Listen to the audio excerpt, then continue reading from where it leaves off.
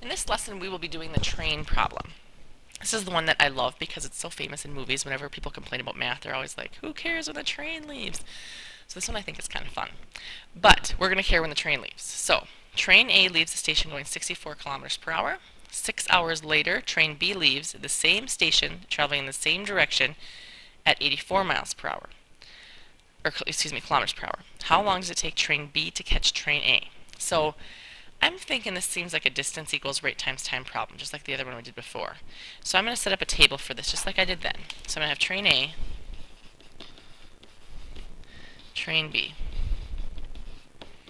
And maybe I need a total for this one. Does it give me any totals? I don't think so, right? So I'm good here. Just train A, train B. And again, I'm going to say distance equals rate times time. I'm going to see if I can find these trains' distance, rates, and times. So to start, I am going to look and see what I have. Okay, train A is going 64 kilometers per hour. There's a rate, right? So train A, 64 kilometers per hour. I'm good. Train B, does it give me their rate? Yep, 84 kilometers per hour, so 84. I don't know their distances. I do know that 6 hours later, train B leaves the station. So I'm trying to find out how long it takes train B to catch train A. So train B is who I'm looking for, right? So I'm going to call them X. And train A left the station earlier, right? So let's just think of some times. If train A left the station at noon, or let's say 1 o'clock, that's train A. What time did train B leave the station? 6 hours later, so 7 o'clock. So that means if it's 9 o'clock at night, how long has train A and B been traveling? Train A would have been traveling 8 hours. Train B would have been traveling 2 hours. So no matter when I pick the time, train A is always going to be 6 hours more than train B, right? They've been traveling 6 hours longer. So I'm going to call this time X plus 6. Now I can say their distances. So I would have the distance for train A to be 64 times the quantity X plus 6, and the distance for train B to be 84 times X. Now here's the part I'm not sure about. What do I know about their distances?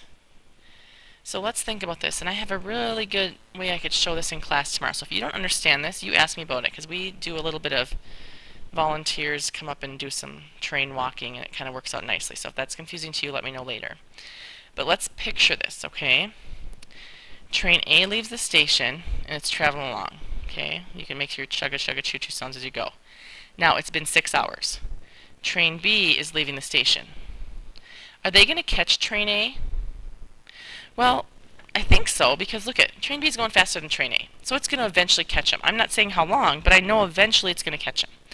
So now, as train A is going nice and slow, train B is trucking along faster, right? It's on that fast track. So eventually, we don't know when, train A is going slow, train B is going fast. Eventually, it's going to catch them. So I want you to look, let's make sure we catch exact. I'll do my best to get them here. So train A and train B, they catch each other right here. Okay, so here's where they left the station, at the exact same point, right there. And now, here's where they catch each other. Train B catches train A at this black line. How far have they each gone? Well, I don't know, right? I mean, we don't know the distance, but what do you know about their distances? They might be traveling at different speeds, but when B catches A, they have gone the same distance. At that exact moment, A and B have traveled the same distance. So what I can do now is I can say the distance for A equals the distance for B when they catch each other.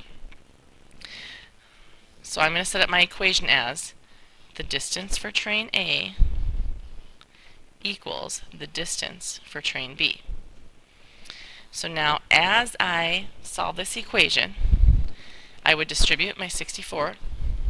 So I have 64x plus 64 times 6, which is 384, equals 84x. I want to solve for x, so I'm going to subtract 64x from both sides. And I end up with 384 equals 20x. So I'm going to divide both sides by 20, and I get 19.2 equals x. Now is x who I'm looking for? X is B, right? Isn't that train B I want to know? So train B has been traveling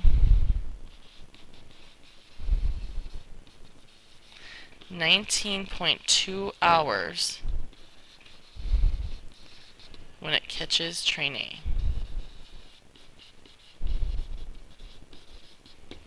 And that's my answer. Had they asked for train B, I would have probably, or train A, excuse me, I would have made them my X, because I like it when I solve for X to just have my answer. Otherwise, I could add 6 to this answer, and that's how long train A has been traveling.